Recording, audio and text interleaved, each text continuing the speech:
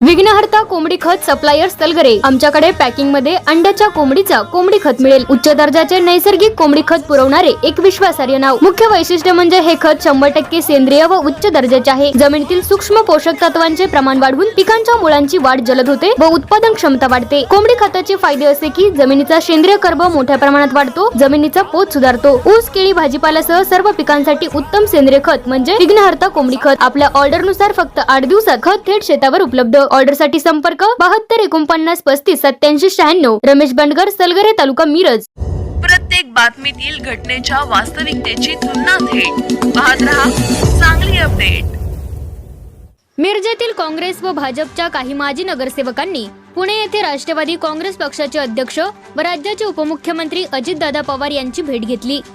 राष्ट्रवादी काँग्रेस पक्षात प्रवेश करण्याबाबत सदर माजी नगरसेवकांची उपमुख्यमंत्री पवार यांच्यासोबत चर्चा झाली असून लवकरच प्रवेशाचा निर्णय घेतला जाणार असल्याची माहिती देण्यात आली। दरम्यान मिरजेतील या माजी नगरसेवकांनी महानगरपालिका निवडणुकीच्या पार्श्वभूमीवर राष्ट्रवादी काँग्रेस पक्षाचे अध्यक्ष अजितदादा पवार यांची भेट घेतल्याने मिरजेसह महापालिकेच्या राजकीय वर्तुळात खळबळ उडाली आहे। पुणे येथे या माजी नगरसेवकांनी उपमुख्यमंत्री अजितदादा पवार यांची भेट घेतली। यावेळी आमदार इद्रिस नाईकवडी, पक्षाचे शहर जिल्हाध्यक्ष पद्माकर जगदाळे, माजी महापौर दिग्विजय सूर्यवंशी आदी राष्ट्रवादींच्या नेत्यासह मिरजेतील माजी नगरसेवक व काँग्रेसचे ज्येष्ठ नेते किशोरदादा जामदार, भाजपचे माजी नगरसेवक तसेच नुकतेच जनसुराज्य शक्ती पक्षात प्रवेश केलेले आनंदा देवमाने, भाजपचे माजी नगरसेवक शिवाजी दुर्वे, काँग्रेसचे माजी नगरसेवक करण जामदार, माजी नगरसेवक अंकुश कोळेकर, आझम काझी, चंद्रकांत हुलवान यांचा समावेश आहे।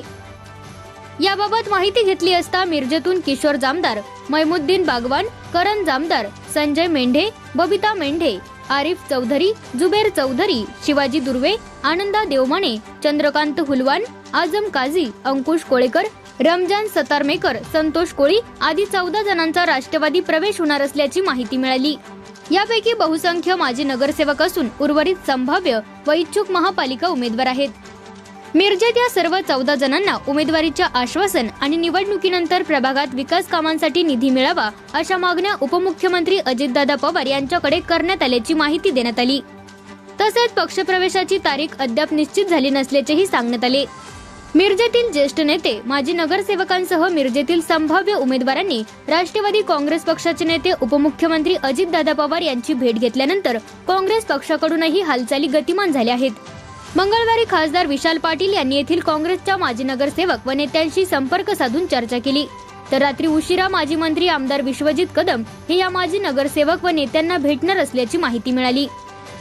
मिरजेतील माजी नगरसेवक व संभाव्य इच्छुक उमेदवार अशा 14 जणांनी राष्ट्रवादी काँग्रेस पक्षाशी संपर्क साधून उपमुख्यमंत्री अजितदादा पवार यांची भेट घेतली। या भेटीतच त्यांनी पक्षप्रवेश करावा असा आग्रह राष्ट्रवादी काँग्रेस पक्षाच्या नेत्यांनी केला। मात्र मिरजेतील या माजी नगरसेवकांनी पक्षप्रवेश लांबणीवर टाकत कार्यकर्त्यांशी चर्चा करून निर्णय कळवतो असे सांगितले। यामुळे सोमवारी झालेल्या उपमुख्यमंत्र्यांच्या भेटीतील या सर्व माजी नगरसेवक व नेत्यांचा राष्ट्रवादी प्रवेश लांबला आहे। तर मिरजेत लवकरच कार्यकर्त्यांचा मेळावा बैठक घेण्यात येणार असल्याचे करण जामदार यांनी सांगितले।